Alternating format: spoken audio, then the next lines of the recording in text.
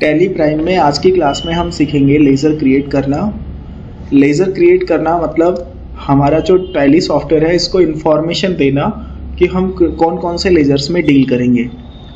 देखिए, जब तक हम किसी भी सॉफ्टवेयर को इन्फॉर्मेशन नहीं देंगे तब तक आप उस सॉफ्टवेयर को यूज़ नहीं कर सकते।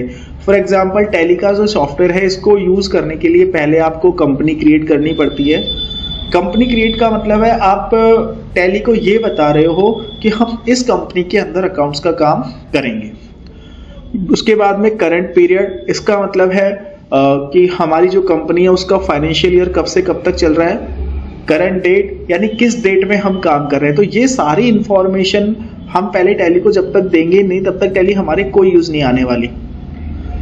नेम ऑफ कंपनी में जो कंपनी आपको नजर आ रही है उसी कंपनी में इस टाइम काम हो रहा है, और इस कंपनी के अंदर कौन कौन से अकाउंट्स हमें यूज करने हैं उसके लिए हमें लेजर्स क्रिएट करने पड़ेंगे। मास्टर्स का ऑप्शन आपको नजर आ रहा है। मास्टर्स में हम जाएंगे क्रिएट के ऑप्शन में। क्रिएट्स में अकाउंटिंग मास्टर, इन्वेंट्री मास्टर और स्टेचरी डिटेल तीन ऑप्शन आपको नजर आ रहे हैं। यहां से हम जाएंगे अकाउंटिंग मास्टर्स के ग्रुप में। अब अकाउंटिंग मास्टर के जितने भी ग्रुप्स हैं वो टैली में ऑलरेडी बने हुए होते हैं, यानी यूजुअली जो भी ग्रुप्स काम में आते हैं वो टैली आपको पहले से ही प्रोवाइड करवा देती है। मैं आपको एक बार दिखा देता हूं। इसके लिए हम ऑल्टर पे जाएंगे, अकाउंटिंग मास्टर में जाएंगे और ग्रुप पे जाके आप चेक करोगे तो जितने भी ग्रुप्स हैं जो हमें लेजर बनाने के लिए कंपलसरी है वो सारे के सारे टैली में पहले से बने हुए हैं। अब इनका यूज क्या होता है, ये जो लेजर्स है अकाउंटिंग मास्टर्स के अंदर जितने भी ग्रुप बने हुए हैं, तो लेजर्स आप तभी बना सकते हो जब आपको ये पता हो कि कौन सा लेजर किस ग्रुप से रिलेटेड है। क्रिएट पर जाएंगे, लेजर्स पर जाएंगे और यहां से हम क्रिएट करेंगे। फॉर एग्जांपल हम एक एंट्री पास करना चाहते हैं टैली में, बिजनेस स्टार्टेड विद कैश, यानी हमने नगद पैसा बिजनेस में लगाया है। इसकी एंट्री होती है cash account debit to capital. अब इसके अंदर हमने दो अकाउंट्स यूज किए, एक तो कैश अकाउंट और एक कैपिटल अकाउंट। तो कैश अकाउंट का लेजर एक ऐसा लेजर है जो टैली में ऑलरेडी बना हुआ होता है।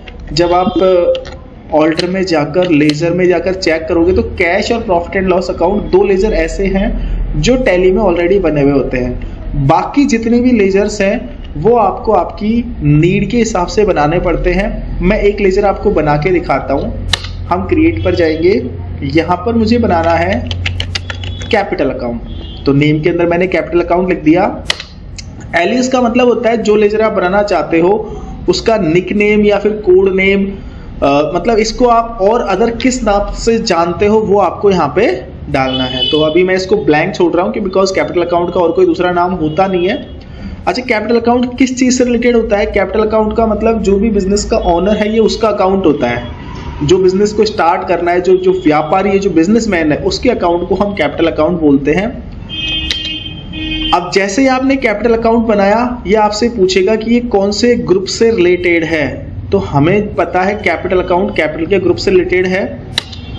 इसको हम मैच करेंगे और यहाँ से हम बाकी इंफॉर्मेशन अगर आप डालना चाहते हो, जैसे हमारा जो बिजनेसमैन है उसका नाम डाल सकते हो, उसका एड्रेस एक्सेट्रा, बहुत सारी चीजें हमसे पूछेगा। आप चाहो तो इसको स्किप भी कर सकते हो और आप चाहो तो इसको पूरी इंफॉर्मेशन दे भी सकते हो। अभी मैं ये स्किप कर रहा हूँ पूरी इंफॉर्मेशन। इसके बाद में जैसे मुझे एंट्री पास करनी है, मैंने गुड्स परचेज किया है कैश से, तो मुझे एंट्री करनी पड़ेगी purchase account debit to cash account. अब इसमें भी जो कैश अकाउंट है वो ऑलरेडी बना हुआ होता है। जो लेजर आपने एक बार बना दिया वो आपको दोबारा बनाने की जरूरत नहीं है। सपोज मुझे बनाना है परचेज अकाउंट। अच्छा, अभी हम केवल और केवल लेजर बना रहे हैं, अभी हम एंट्री पास नहीं कर रहे, अभी तो हम केवल लेजर बना रहे हैं। एंट्री पास करने के लिए हम वाउचर्स के टॉपिक में जाएंगे और वहां पर हम सीखेंगे एंट्री पास किस तरीके से की जाती है। अभी हम, अच्छा आप इस तरीके से समझो, जैसे मुझे किसी को फ्यूचर के लिए किसी के नंबर मुझे मोबाइल में सेव करने हैं, तो मैंने XYZ पर्सन के मोबाइल आज नंबर सेव कर लिए। इन फ्यूचर मुझे जब भी उसकी जरूरत पड़ेगी, जब मुझे उसको कॉल करना होगा, तो मैं कॉन्टैक्ट्स के अंदर जाऊंगा, लिस्ट में उसका नाम निकालूंगा और उसको कॉल करूंगा।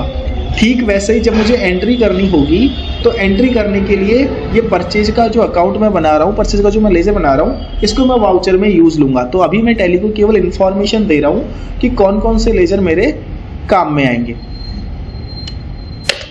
परचेज का अकाउंट, परचेज अकाउंट के लिए परचेज का ग्रुप बना हुआ है।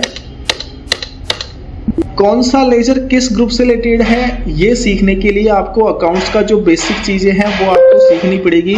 बिना अकाउंट्स की बेसिक नॉलेज के आप ये चीज़ कभी भी मैच नहीं कर पाओगे, इसलिए आपको पहले बेसिक नॉलेज लेना कंपलसरी है। हमने बनाया परचेज अकाउंट।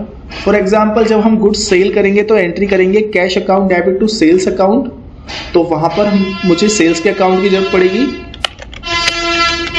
यहां पर मैंने बनाया sales account. Sales account sales के ग्रुप में जाएगा।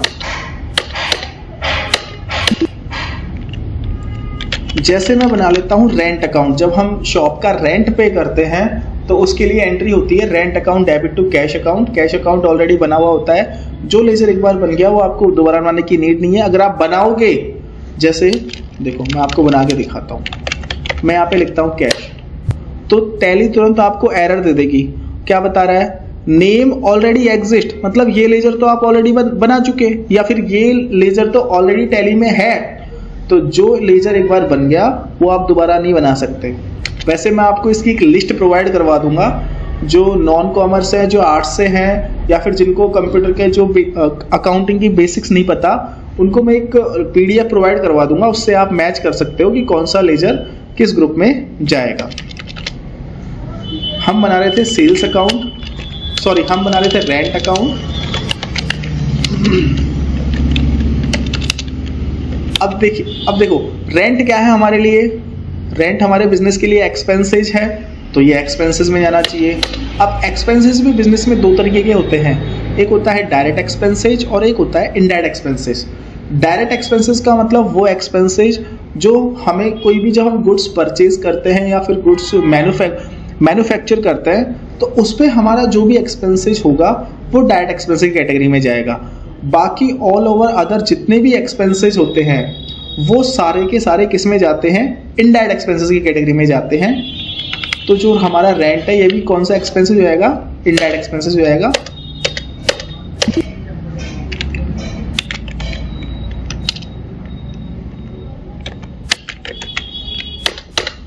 हमने हमारे बिजनेस के लिए एक कार परचेज की है, तो उसके लिए हमें कार का अकाउंट बनाना पड़ेगा।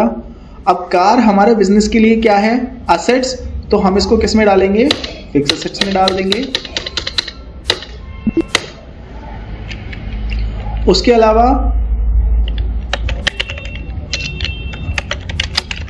फर्नीचर भी हमारे बिजनेस के लिए क्या है? असेट्स है, तो हम इसको असेट्स में डाल देंगे। और जैसे हम यहाँ पर बना लेते हैं ड्राइंग किस चीज़ से रिलेटेड है? ड्राइंग हमारा जो बिजनेसमैन है उसका अकाउंट होता है। ड्राइंग का मतलब होता है पर्सनल यूज़ के लिए। बिजनेसमैन जब बिजनेस में से पैसा निकाल लेता है, जो कि ऐसे ट्रांजेक्शन जो बिजनेस से रिलेटेड नहीं है, जो व्यापारी के पर्सनल ट्रांजेक्शन है, वो सारे ड्राइंग्स के अंदर आते हैं। तो ये जो हमारा कैपिटल अकाउंट है इसमें से लेस करके हम दिखाते हैं बैलेंस शीट में। तो किस में चला जाएगा? ये कैपिटल में चला जाएगा। अच्छा, एक चीज़ आपको याद रखनी है, अगर आप यहाँ पर सही ग्रुप मैच नहीं करवाओगे, लेजर को आप सही से मैच नहीं करवाओगे, तो उसका असर आपको आपके फाइनल अकाउंट्स पर देखने को मिलेगा। आपके जो भी फाइनल अकाउंट्स हैं वो सारे के सारे बिल्कुल बिगड़ जाएंगे, आपको गलत रिजल्ट प्रोवाइड करवाएंगे अगर आपने यहाँ पर गलत ग्रुप से मैच करवाया। तो आपको ये कोशिश करनी है कि जो आपका लेजर है वो सही ग्रुप से मैच होना कंपलसरी है। फॉर एग्जाम्पल हम यहाँ पर बना लेते हैं HDFC बैंक अकाउंट। अच्छा, ये बैंक कौन सा है? जिसमें हमारे बिजनेस का अकाउंट है। तो यहाँ पे हम इसको किस में डाल देंगे? बैंक अकाउंट्स में डाल देंगे। यहाँ पे हमारा अकाउंट नंबर, IFSC कोड वगैरह जो भी चीजें हैं वो आपको फिल करनी है।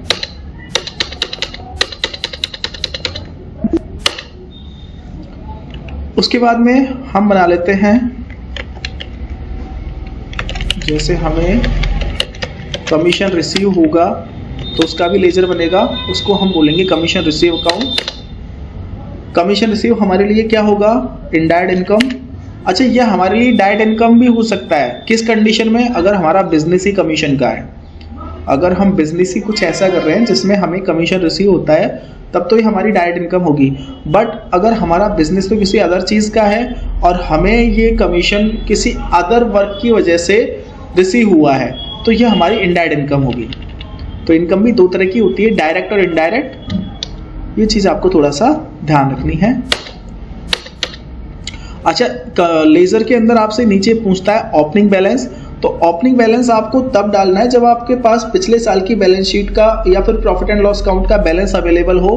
तो वो बैलेंस आप यहाँ पे जब आप 1 अप्रैल को लेजर बनाते हो या पहली बार जब आप कंपनी क्रिएट करते हो किसी भी बिजनेस में, तो आप यहाँ पे पुराना बैलेंस ऐड कर सकते हो। वो भी चीज़ें मैं आपको आगे डिटेल से सिखाऊंगा। लेजर बनाने के लिए सबसे कंपलसरी है आपको जो अकाउंट्स है उसकी बेसिक नॉलेज होना। जब तक आपको अकाउंट्स की बेसिक नॉलेज नहीं होगी तब तक आपको मैं जो भी चीज़ें सिखा रहा हूँ वो अटपटी लगेगी कि ये किससे क्या मैच हो रहा है। उसके लिए आपको बिल्कुल बेसिक से सीखना कंपलसरी है। 1-2 लेजर और बना लेते हैं हम। मैं यहाँ पे बना लेता हूँ परचेज रिटर्न अकाउंट। अब जिसको बेसिक्स पता है उसे ये जरूर पता होगा कि परचेज रिटर्न क्या होता है। परचेज रिटर्न का मतलब होता है जो भी गुड्स हमने परचेज किया है वो किसी ना किसी रीजन से हमने जो भी हमारा सप्लायर था उसको रिटर्न कर दिया।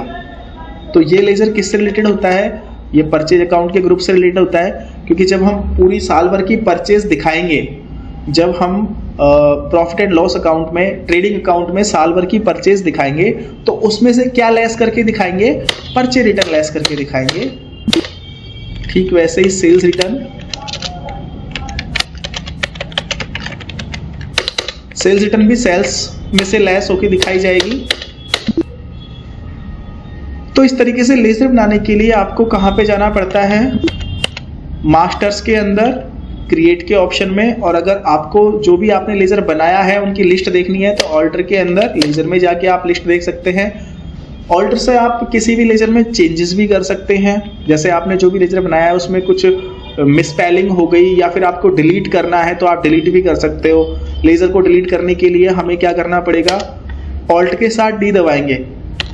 कैसे, हमने ओपन किया, ऑल्ट के साथ डी दबाएंगे, डिलीट की आपसे विंडो पूछेगा, अगर यस कर दोगे तो डिलीट हो जाएगा, नो कर दोगे तो वापस आ जाएगा।